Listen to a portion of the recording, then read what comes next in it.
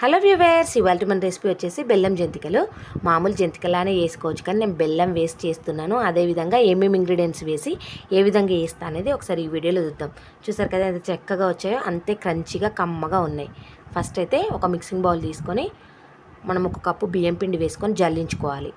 పిండిలో ఏమన్నా నలుసులున్నా పోతే, అదేవిధంగా ఉండలు లేకుండా ఉంటుంది కాబట్టి మనం జల్లించి వేసుకోవాలి. ఒక కప్పు బియ్యం పిండికి ఒక కప్పు మైదా పిండి యాడ్ చేసుకోవాలి. మైదా పిండి సాఫ్ట్గా ఉంటుంది కదా, ఉండలు లేకుండా ఉండాలంటే మనం పిండి జల్లించి తీసుకోవాలి. ఏ పిండి అయినా జల్లించి తీసుకుంటే మనకు నీట్గా ఉంటుంది. అలాగే చిటికెడంతా ఉప్పు యాడ్ చేసుకోవాలి. బెల్లంతో చేసుకుంటాం కదా, ఇంకా కొంచెం కమ్మగా రావాలంటే ఉప్పు యాడ్ చేసుకుంటే కమ్మగా ఉంటాయి. బెల్లాన్ని కరగబెట్టుకోవాలి. ఇప్పుడు ఒక కప్పు బియ్యం పిండి ఒక కప్పు మైదా పిండి తీసుకున్నాం కదా, అంతకంటే కొంచెం తక్కువగా మనం బెల్లం తీసుకోవాలి. లేదంటే సేమ్ క్వాంటిటీలో బెల్లం తీసుకుంటే ఇంకా కొంచెం తియ్యగా వస్తాయి. ఇగో బెల్లం ఈ విధంగా వడకట్టుకోవాలి. ఇప్పుడు పిండి అంతటిని కలగలుపుకోవాలి. మరీ జారుగా కాకుండా మరీ గట్టిగా కాకుండా కలుపుకుంటే మనకు జంతికలు చాలా చక్కగా వస్తాయి.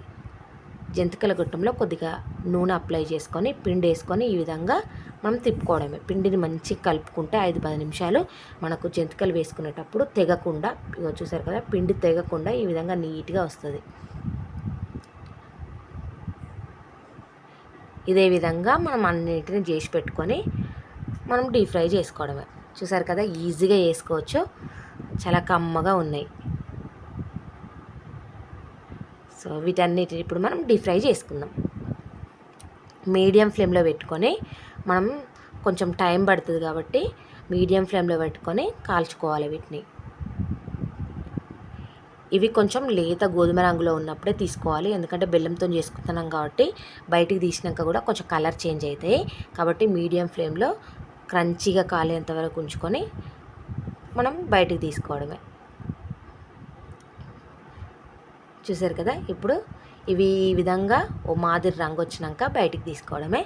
చాలా తొందరనే వేగిపోతాయి, చాలా టేస్టీగా ఉన్నాయి. ఒకసారి ట్రై చేయండి.